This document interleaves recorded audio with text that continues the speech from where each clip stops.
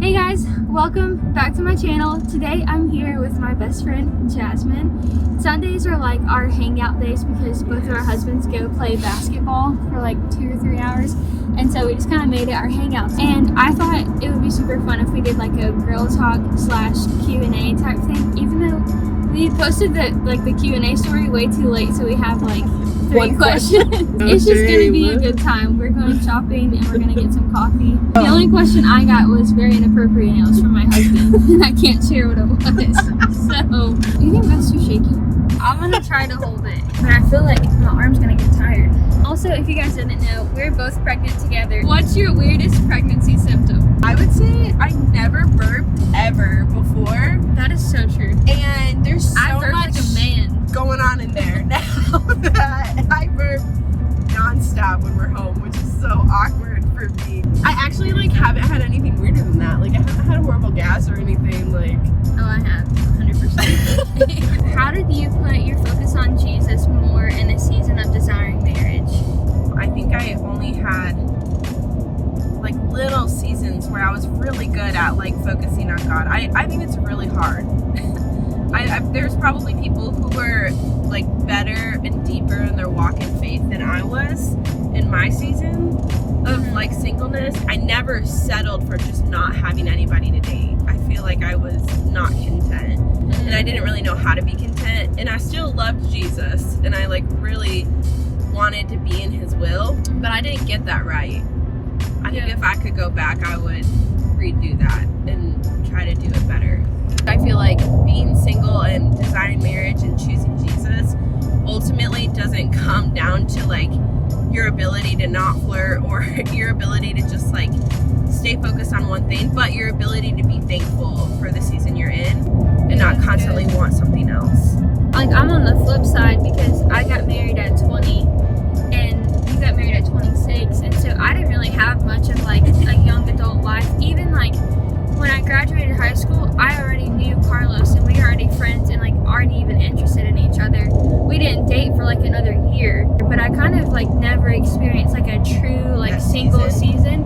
But I will say, whenever I met Jasmine and her roommate at the time, Bianca, I would think man, it must be so fun to have a single season where you just live with your girlfriend, decorate your apartment, it's all girly stuff, and it's just you and your best friend. There are a lot of benefits of a single season, and you can make your single season purposeful. How can you prepare yourself to be a wife? How can you prepare yourself to be financially wise and bring something to your future marriage, you know? In the season of singleness, still have friends and still connect, because ultimately that's probably how you're going to meet someone anyway. And I don't think it's bad to have a desire to want to be married. I think that's super admirable, and God created that part of you to want that. But just asking God to teach you what it means to just be really content, which means just never envying or wanting what other people have, but thanking God consistently for what you do have. And then really just having good friends around you that are really encouraging. What are the hardest and best parts of working in full-time ministry? What do you want? Thanks for choosing Starbucks. I'll be with you in 1 moment. Okay, what are you gonna get? Okay, so oat milk chai latte. Oat milk chai latte. Never tried chai. Well, I think I tried it once and I hated it. Never tried chai? Never tried chai. Never tried chai. It tastes like cinnamon. Kinda. It's not as sweet as cinnamon. Alright, here's that water for you. Thank you so Have a much. great evening. You Thank you. too.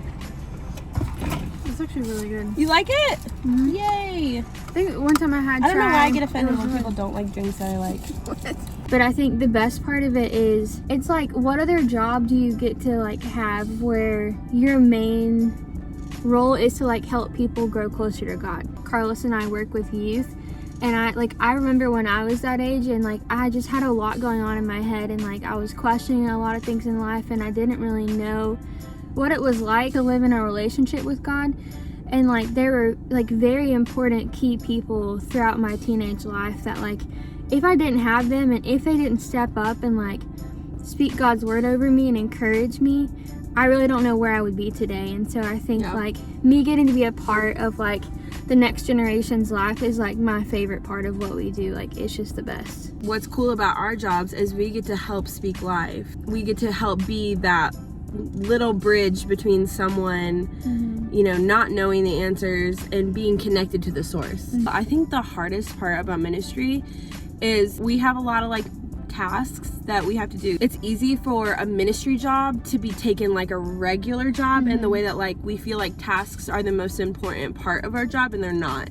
You'll have a ton of stuff that you have to do, and then you'll also have people that you need to pour into and encourage, and they take priority every single time over the to-do list.